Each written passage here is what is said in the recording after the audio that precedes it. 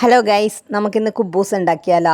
അതിനായിട്ട് ഞാൻ കുറച്ച് മൈദ എടുത്തിട്ടുണ്ട്. അതിലേക്ക് നേരിയ ചൂടുവെള്ളത്തിൽ ഇൻസ്റ്റൻറ്റ് ഈസ്റ്റും പഞ്ചസാരയും ഉപ്പും കൂടി കലർത്തി വെച്ചിട്ട് നന്നായിട്ട് കലർത്തിയിട്ട് അത് ജസ്റ്റ് നമുക്ക് നേരിയ ചൂടോടുകൂടി ആ വെള്ളം വെച്ച് നമുക്ക് മാവ് നന്നായിട്ട് കുഴച്ചെടുക്കാം.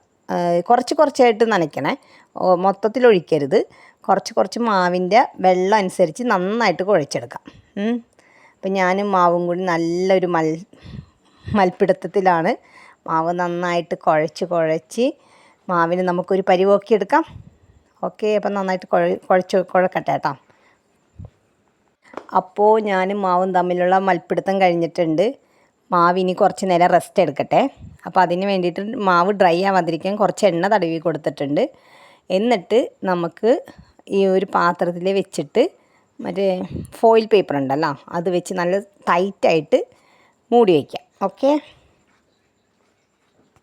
2 മണിക്കൂർ ഞാൻ റെസ്റ്റ് ചെയ്യാൻ വെച്ച് അതിന് ശേഷം നോക്കിയപ്പോൾ നന്നായിട്ട് പൊങ്ങി വന്നിട്ടുണ്ട്.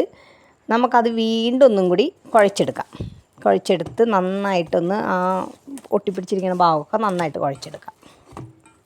എന്നിട്ട് നമുക്ക് അതിനെ ബോൾസായിട്ട് ഉരുട്ടി വയ്ക്കാം. ഞാനിവിടെ 5 ബോൾസ് ഉണ്ടാക്കി. എന്നിട്ടൊരു ചപ്പാത്തി പലകയിലിട്ട് എല്ലാ വശവും നല്ല രീതിയിൽ പരത്തിയെടുക്കാം. നമുക്ക് പരത്തിയെടുത്തിട്ട് നല്ലൊരു ചൂടായ ചട്ടിയിൽ വെച്ച് ചുട്ടെടുക്കാം. ഇതെന്താ പൊങ്ങാത്ത, എന്താണാവോ? പൊങ്ങി വരുന്നുണ്ട്. അങ്ങനെ നമ്മുടെ കുബൂസ് ഇവിടെ റെഡി ആയിട്ടുണ്ട്. പെട്ടെന്ന് റെഡിയാക്കാൻ പറ്റിയ കുബൂസാണ് എന്ന് പറയുന്നില്ല, കാരണം 2.5 മണിക്കൂർ 5 മണിക്കൂർ എടുത്ത്. Okay, thank you for watching my video.